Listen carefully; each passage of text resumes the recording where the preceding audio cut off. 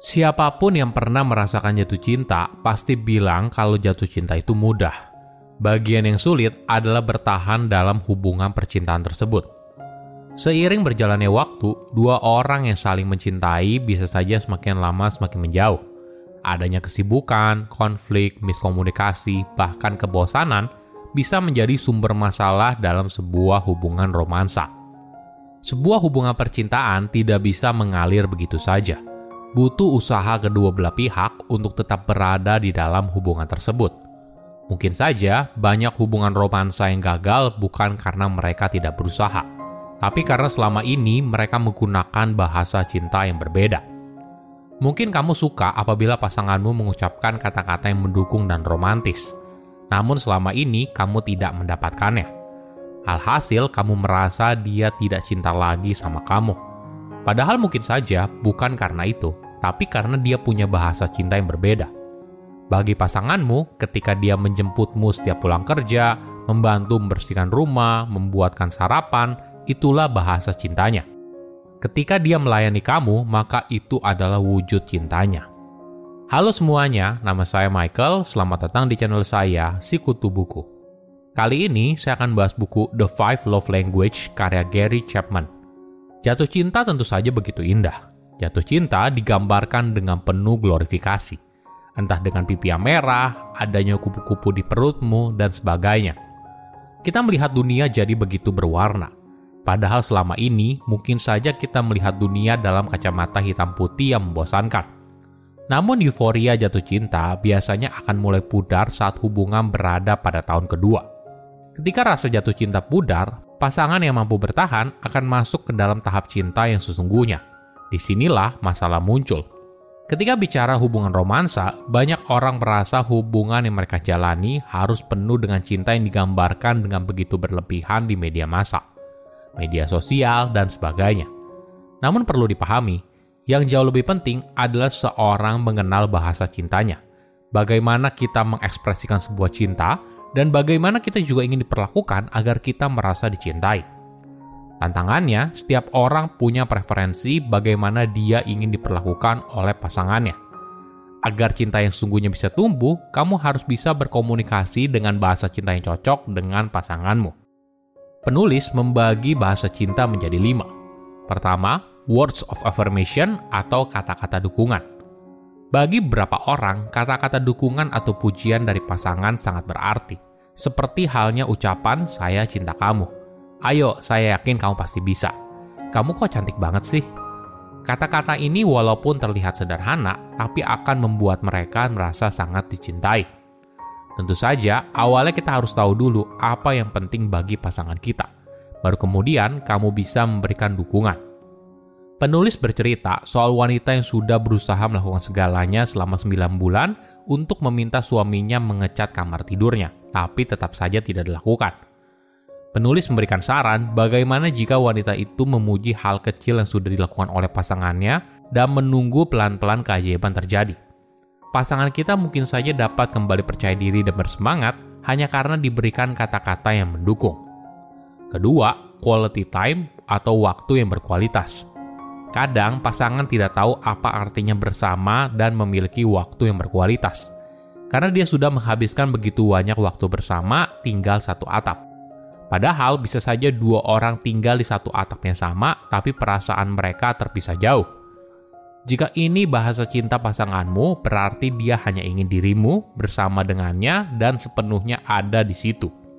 Kamu harus memberikan perhatian penuh saat bersama dengan dia.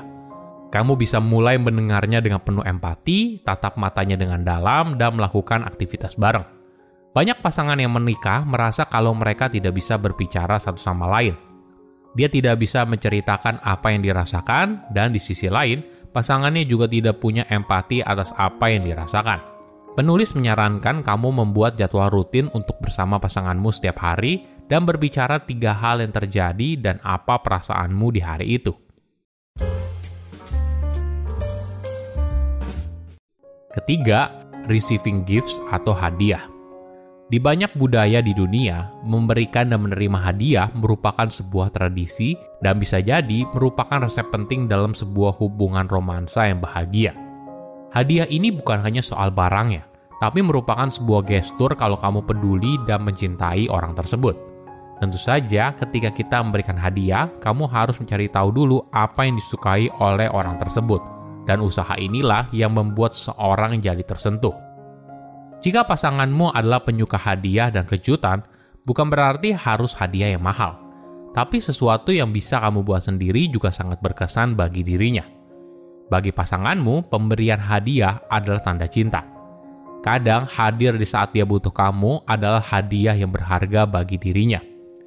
Jika ini bahasa cinta pasanganmu, jangan pernah lupa hari ulang tahunnya atau tanggal-tanggal penting seperti tanggal jadian, tanggal pernikahan, dan sebagainya. Keempat, acts of service atau pelayanan. Ekspresi cinta ini berarti tindakan jauh lebih bermakna daripada ucapan. Pasanganmu akan sangat menghargai saat kamu melakukan apa yang dia inginkan. Misalnya bantuin cuci mobil, bantuin cuci piring, atau bantuin beresin kamarnya.